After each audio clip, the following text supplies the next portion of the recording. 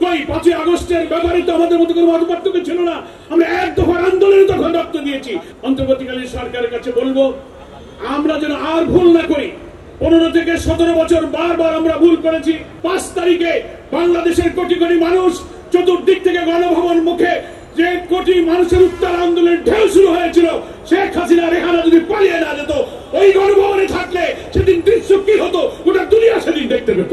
যারা প্রকাশ্য দিবালোকে পল্টনের মোড়ে লাঠি দিয়ে 7 জন যুবককে হত্যা করে মৃতদেহের উপরে নাচানাচি করতে পারে, তাদের সামনে কখনো গণতন্ত্র যায় না। যে জাতীয় নির্বাচনের মধ্য দিয়ে আওয়ামী ফ্যাসিবাদকে রাজনৈতিক ভাবে এখানে আমরা নিঃশেষ করে দিতে পারি। আমরা বিনয়ের সাথে বলতে চাই, গণতন্ত্রের পথে, নির্বাচনের পথে নতুন অন্তর্বর্তীকালীন সরকারের এই অভিযাত্রাকে আমরা ইতিবাচক ভাবে দেখি। সরকার এবং তার আশেপাশে তাদের সাথে পরামর্শ করে গুরুত্বপূর্ণ জায়গায় কিছু লোককে তারা সেট করছেন।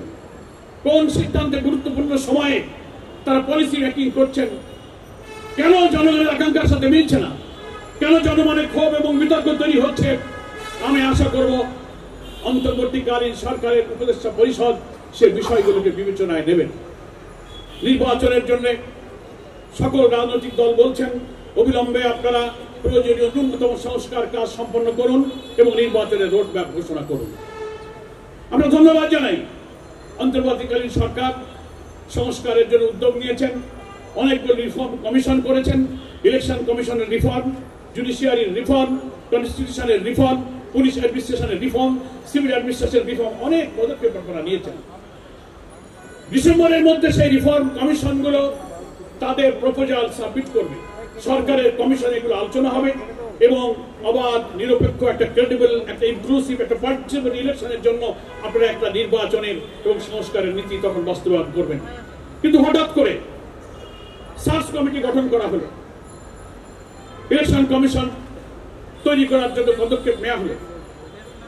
এখানে কি গণ আকাঙ্ক্ষার প্রতিফলন ঘটেছে? আমরা তো মনে করেছিলাম রাজনৈতিক দল হিসেবে আমাদের সমস্ত স্টেক হোল্ডারদের কাছে প্রপোজাল চাওয়া হলো, আমরা নির্বাচনী ব্যবস্থা সংস্কারের জন্য আমরা প্রপোজাল দিচ্ছি, সিভিল সোসাইটি, স্টেক হোল্ডার সবাই দিচ্ছেন, যেটা ডিসেম্বরের মধ্যে সেগুলো আসবে এবং সেই নির্বাচনী সংস্কার প্রস্তাবের মধ্যে ইলেকশন কমিশনের জন্য সার্চ কমিটি গঠনের কি পদ্ধতি হবে সেটাও কিন্তু it is also the part of proposal, reform proposal. কিন্তু সেটা আসার আগেই আপনারা একটা সার্চ কমিটি গঠন করে ফেলেছেন। আমরা এটাকে ইতিবাচক ভাবে দেখছি।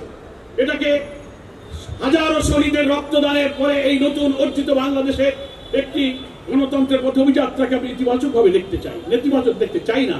কিন্তু আপনারা তো এই সংস্কার প্রস্তাবের মধ্য দিয়ে আওয়ামী লীগের রেখে যাওয়া সার্চ কমিটি গঠনের পদ্ধতিকে গ্রহণ করে আপনারা যে সার্চ কমিটিটা গঠন করলেন, এখানে কি গণ আকাঙ্ক্ষার প্রতিফলন হয়েছে এটা বিবেচনার জন্য আমি আপনাদের কাছে রাখতে চাই। আপনারা এই জনগণের কাছে প্রপোজাল চাইলেন, আমরা পেশ করে ডিসেম্বর যেতে দিলেন না, এর মাঝখানে আপনি সিদ্ধান্ত নিলেন। এখানে তো একটা রহস্যের তৈরি হয়। এরকম কিছু কিছু সিদ্ধান্তের জন্য আপনি সংবিধান সংস্কারের প্রস্তাব চাইবেন, আপনি দুর্নীতি দমন কমিশনের প্রস্তাব চেয়েছেন সংস্কারের, পুলিশ অ্যাডমিনিস্ট্রেশনের জন্য চেয়েছেন, আমরা ডিউ টাইমে সব দিচ্ছি। সেজন্য আমি অন্তর্বর্তীকালীন সরকারের কাছে বলবো, আমরা যেন আর ভুল না করি। 15 থেকে 17 বছর বারবার আমরা ভুল করেছি। অনেক সময় রাজনৈতিক নেতৃত্বের ভুল হয়েছে, পলিসি মেকিং এ ভুল হয়েছে। আজকে সমস্ত রক্তদানের পর জন আকাঙ্ক্ষার প্রতিফলন হিসেবে আপনারা আজকে দায়িত্ব নিয়েছেন। আপনাদের কাছে আর এমন কোন ভুল সিদ্ধান্ত, ভুল পলিসি আমরা দেখতে চাই না।